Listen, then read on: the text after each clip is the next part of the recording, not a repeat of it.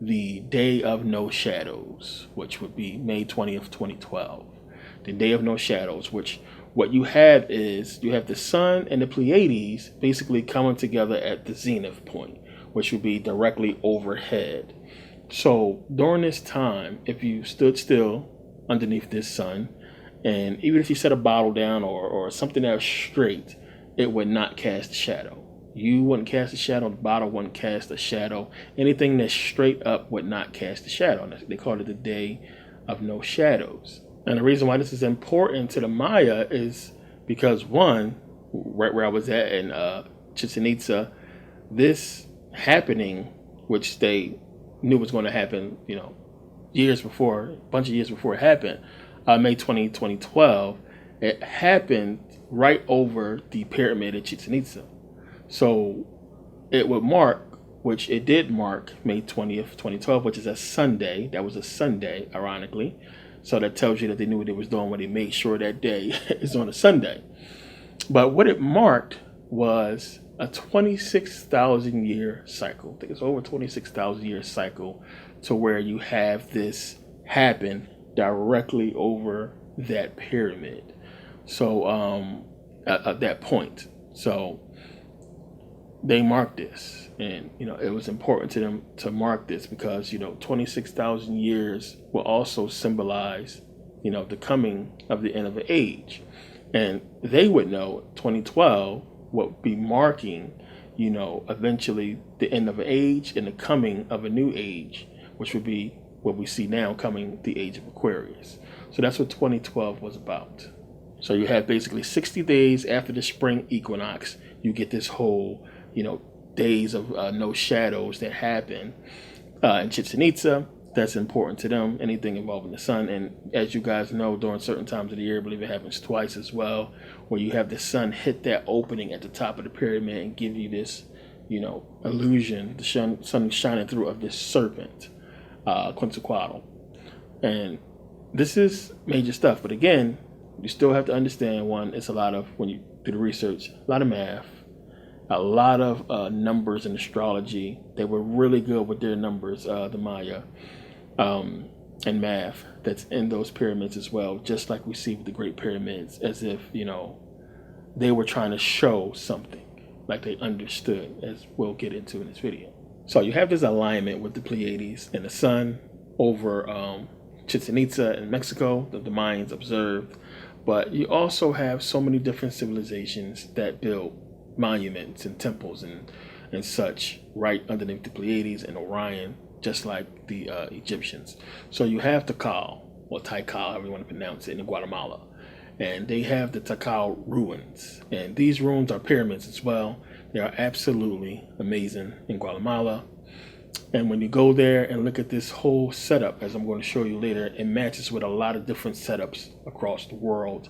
And it shows you that there was this understanding and unity in the setup of these pyramids and these temples. Now, the pyramids in Guatemala and Tikal also align with the Pleiades. In New Mexico, you have Pueblo Bonito. These ruins also align with the Pleiades.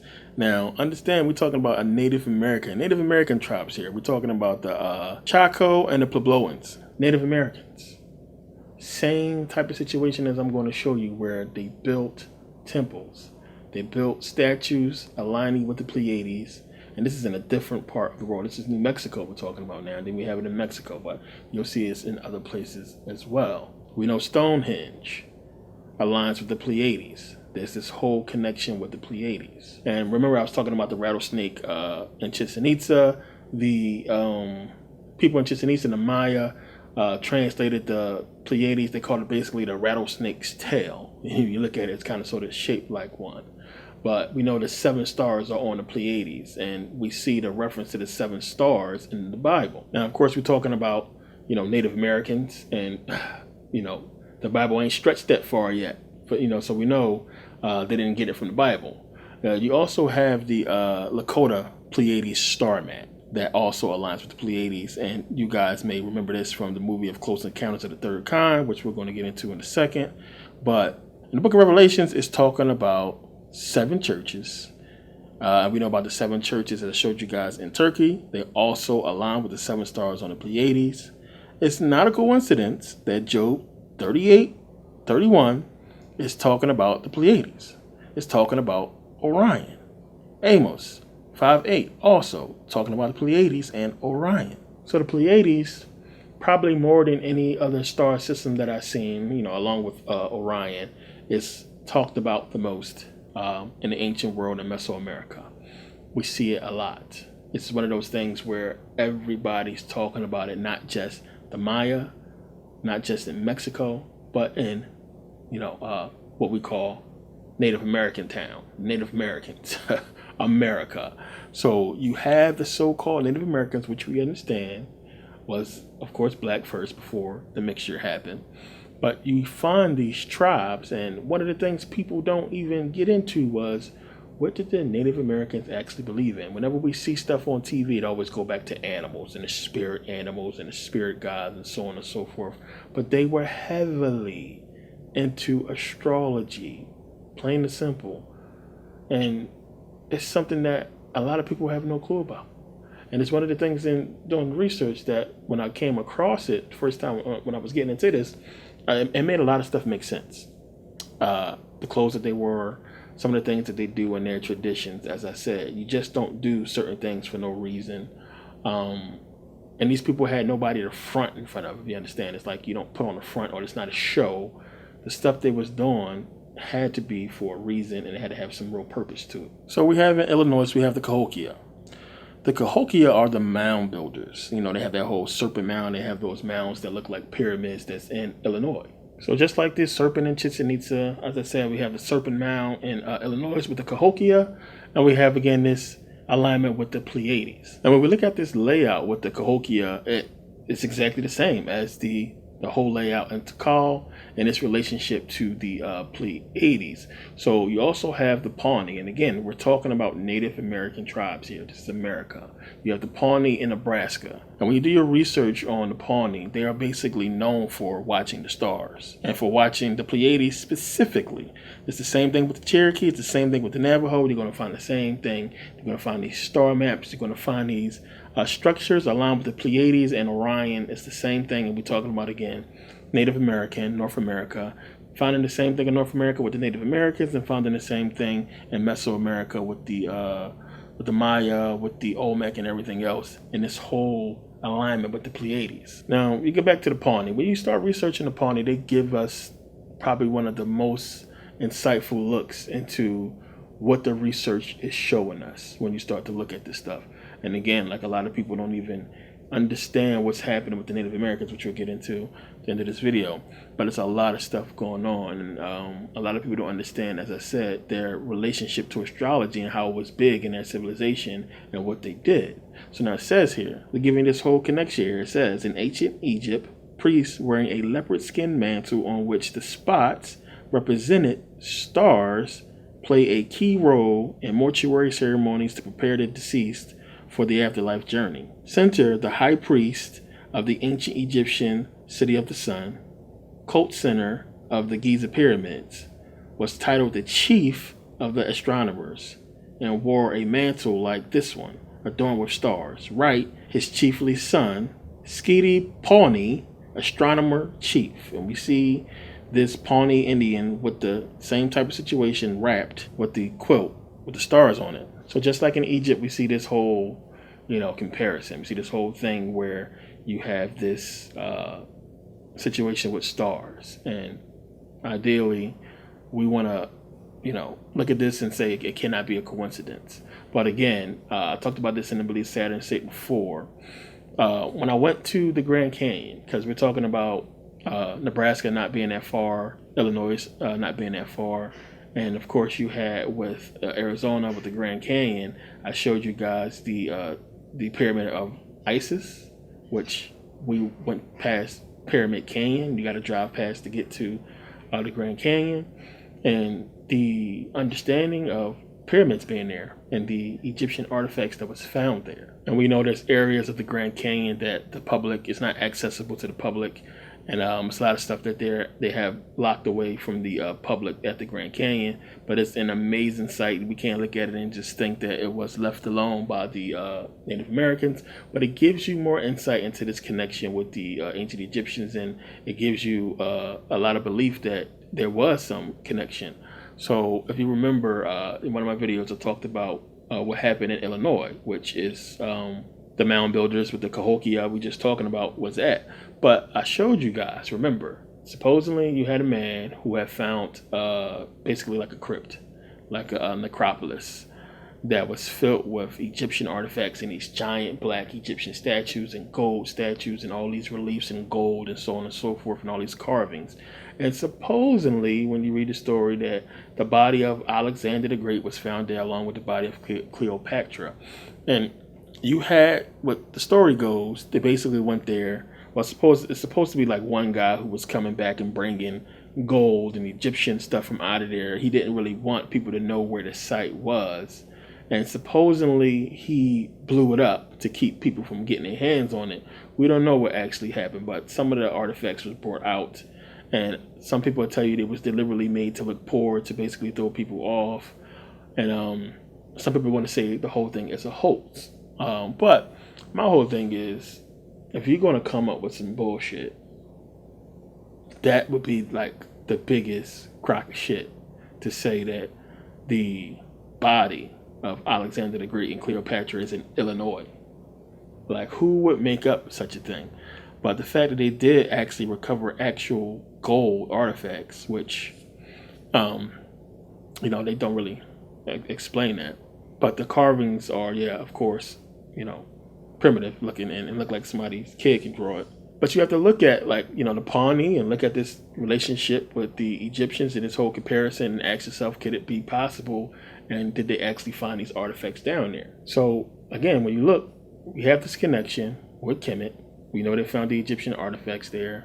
We know that they have the same type of customs and same type of rituals involving the stars and the understanding of what astrology is and how it must play a role in their lives on this planet and how they used it to basically build and agriculture and so on and so forth. Same type of situation. So when we see this thing in Kemet and we go to Mesoamerica, we go to Americas, and we see this connection that's the same as in ancient Egypt, we gotta say, especially when you find Egyptian artifacts, that there was, again, this understanding, this unification, this global understanding of something dealing with, up there.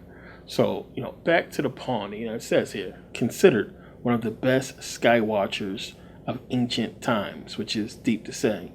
The ancient Pawnee tribes were especially interested in the gods of the sky. Among them, there were astronomers who watched the movements of the planets and particularly venerated the North Star as a beneficent creator god and went in a strong fear of the magical South Star, a force of opposition belonging to the underworld.